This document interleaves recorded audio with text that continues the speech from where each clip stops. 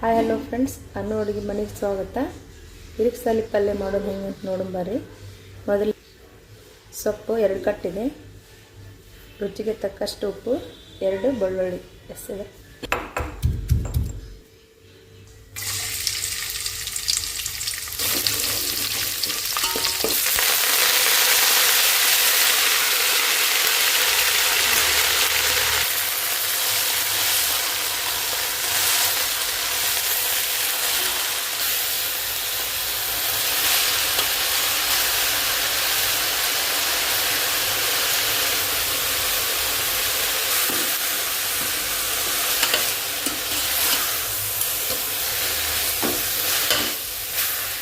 ರೊಟ್ಟಿ ಪಲ್ಯ ರೆಡಿಯಾಗಿದೆ. ಒಂದು ವಚನ ಮುಖಾಂತರ ಮುಕ್ತಾಯ ಮಾಡೋಣ. ಕೊಟ್ಟದ್ದು ತನಗೆ, ಬಚ್ಚಿಟ್ಟಿದ್ದು ಪರರಿಗೆ, ಕೊಟ್ಟಿದ್ದು ಕೆಟ್ಟಿ ತಿನ್ನಬೇಡ, ಮುಂದೆ ಕಟ್ಟಿಯುವುದು ಬುತ್ತಿ ಸರ್ವಜ್ಞ. ಲೈಕ್, ಶೇರ್, ಸಬ್ಸ್ಕ್ರೈಬ್ ಮಾಡಿ. ಬಾಯ್.